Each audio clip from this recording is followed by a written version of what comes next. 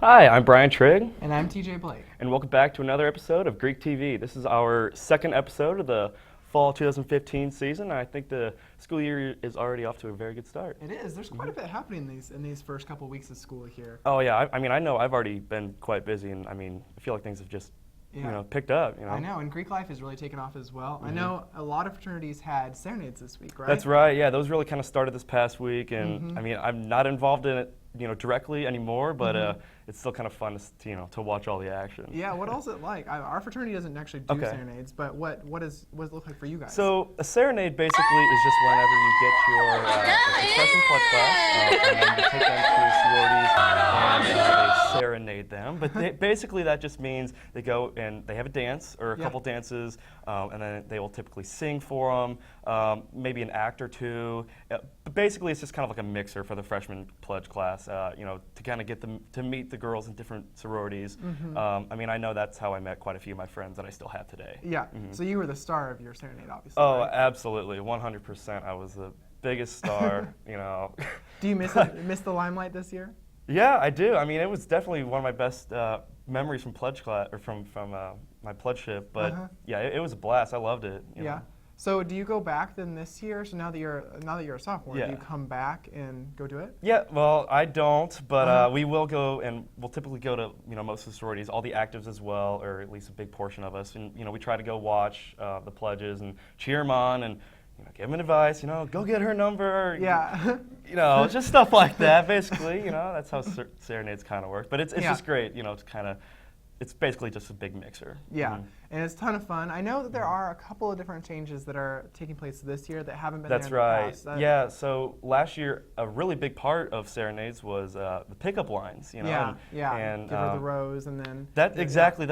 So guys would take turns giving roses to the girls, and they would have a corny or stupid pickup line. For example, last year I dressed up in a chicken suit, and I would walk up to the girl, and I'd be like, there's a lot of jokes going around about what street the chicken has to cross, but I'm curious as to what street I have to cross to find the way to your heart.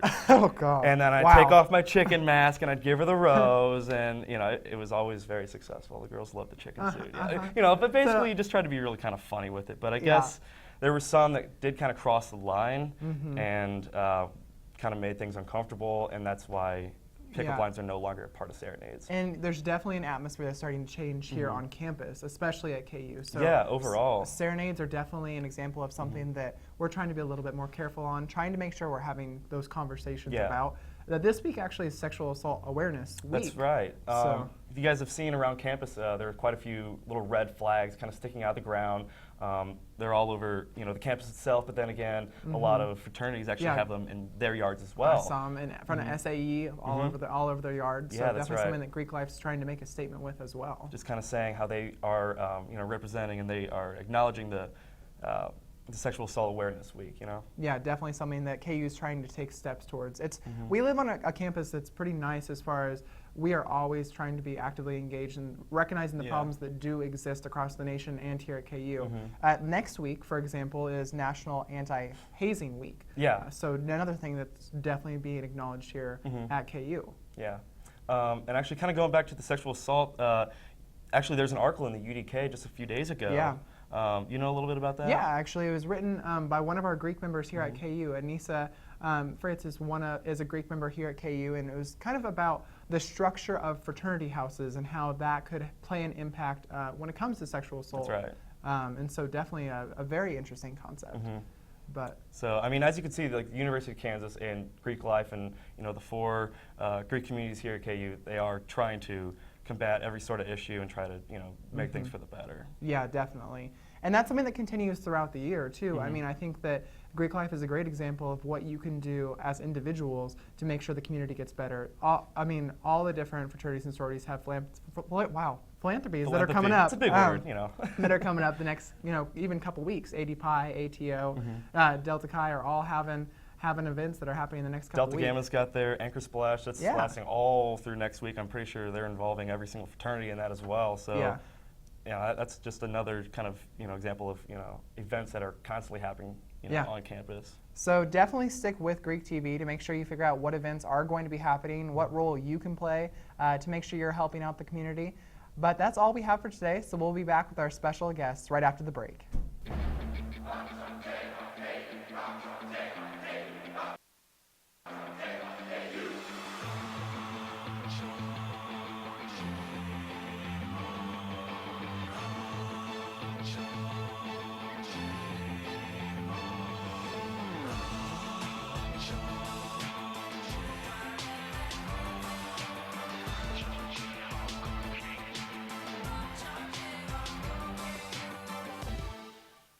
I'm Kara, and I'll be interviewing Sarah Fisher and Olivia Feathers and asking them some questions about Circle of Sisterhood at KU.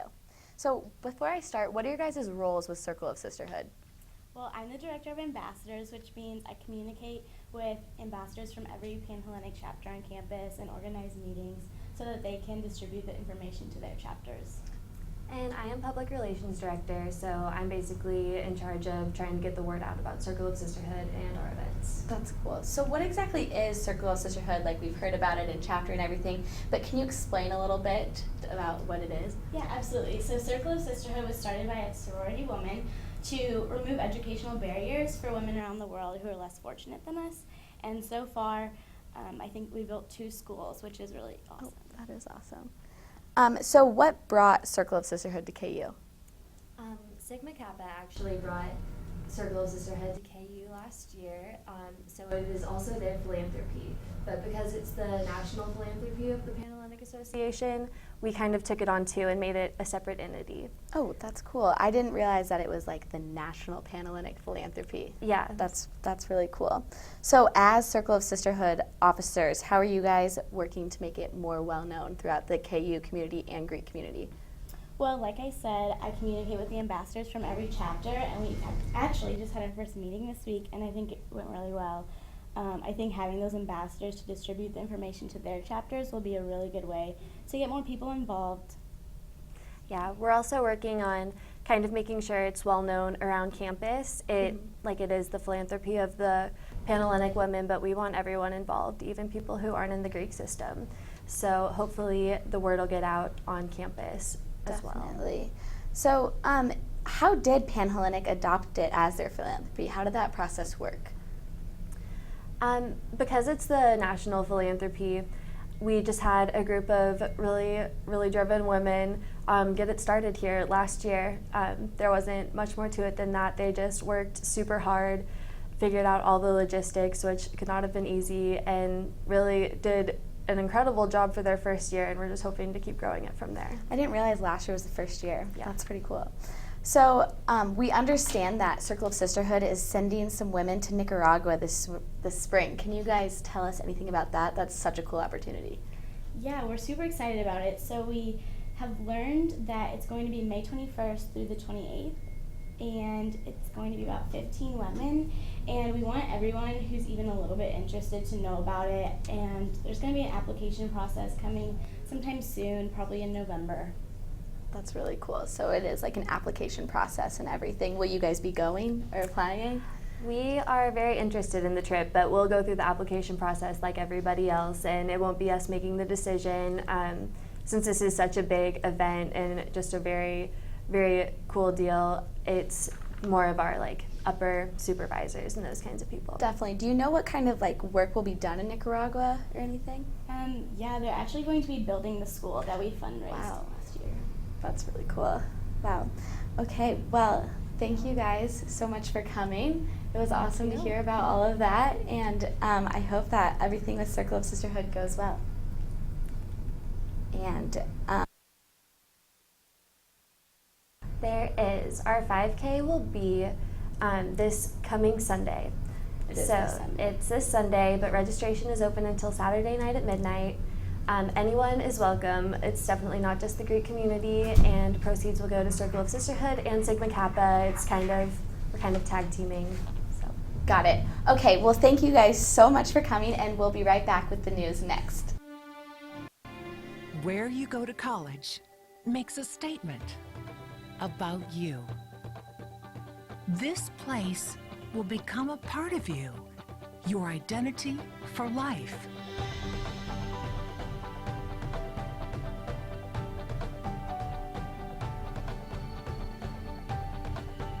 the University of Kansas.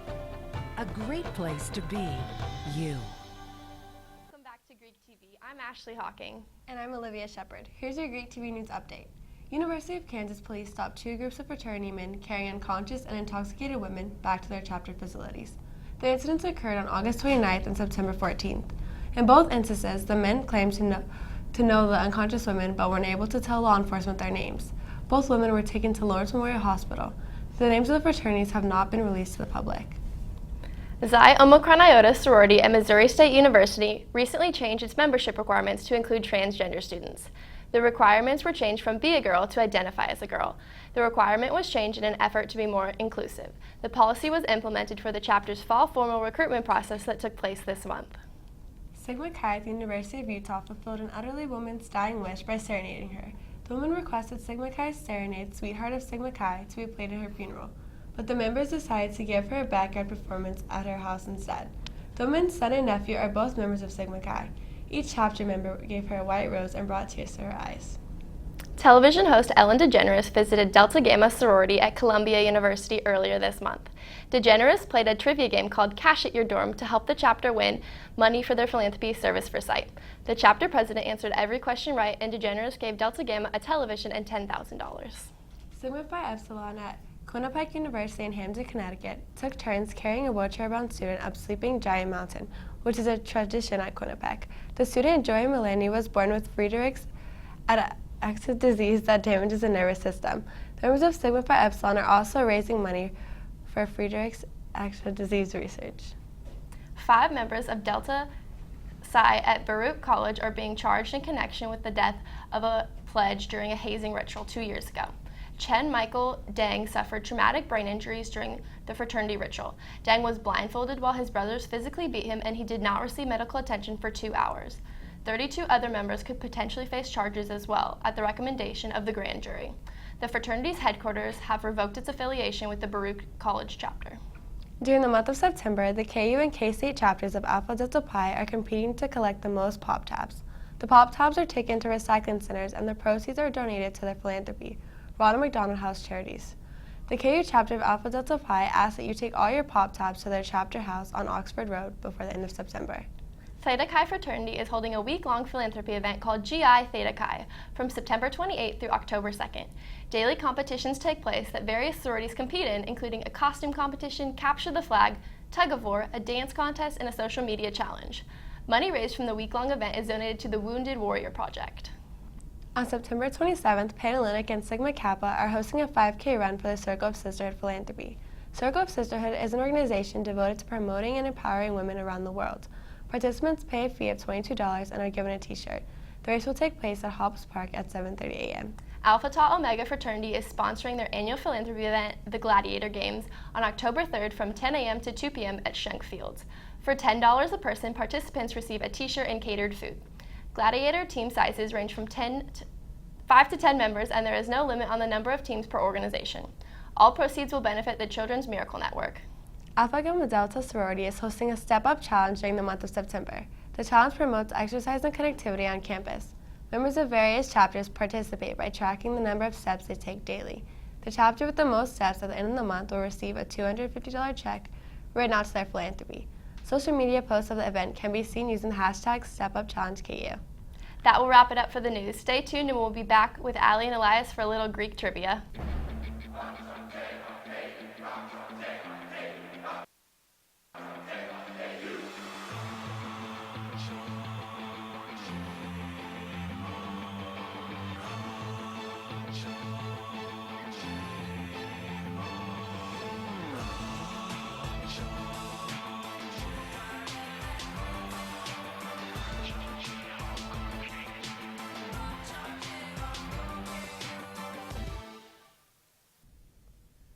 Welcome back, I'm Allie, I'm Elias.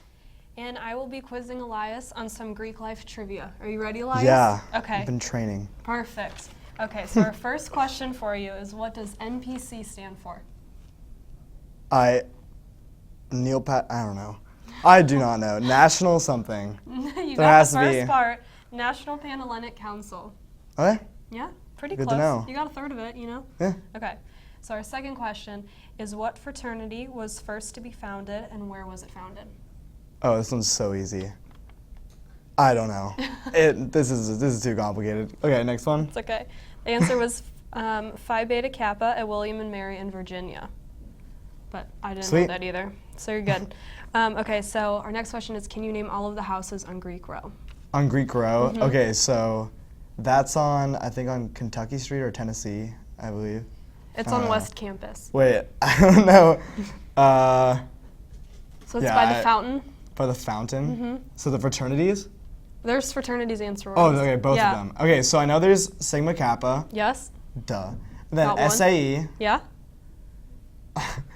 Wait. 2 more sororities and 1 Uno, dos, fraternity. tres, cuatro. Thinking in I don't Spanish. know. I do not know. That's all I know. Those 2. That's okay. So there's Yeah. Chi Omega, Gamma Phi Beta, Sigma Kappa, SAE, and then Delta Chi. Okay. Yeah. So you got some of them. Yeah. That's pretty good. Okay. So now we're going to put up some Greek letters, and so just let us know if you know what they are. Okay, so this one. Is that Delta? No, it's not. It's That's close, Alpha. though. Alpha. That's Alpha. That's actually Lambda. That's a Lambda. Yeah. I was kidding on those first 2. Okay. Yeah. Sounds good.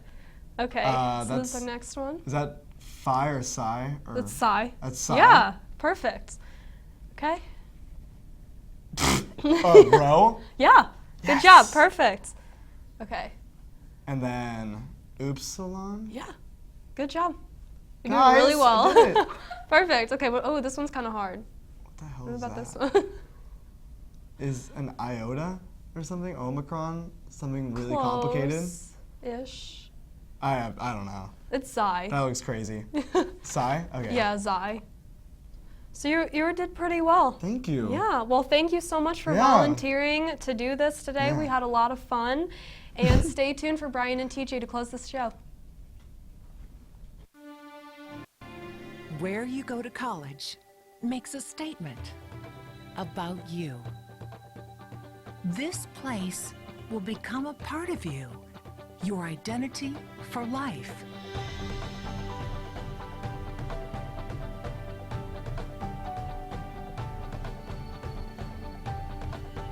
The University of Kansas, a great place to be you.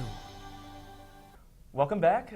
We just want to say thanks for tuning in today. Our next show is actually going to be on October 2nd because next Friday, the Spiel is actually going to take our time slot. We do kind of rotate off, them yeah. every other Friday. So we'll be back on October 2nd with our next show. Yeah, but if you want to tune in to us and like have conversations with us in the meantime, you can definitely engage with us on social media. Our Twitter is at Greek TV. At KU Greek TV. TV. So you're welcome to follow us on our Twitter and on our Instagram. So keep up with us, and we'll see you back on October 2nd.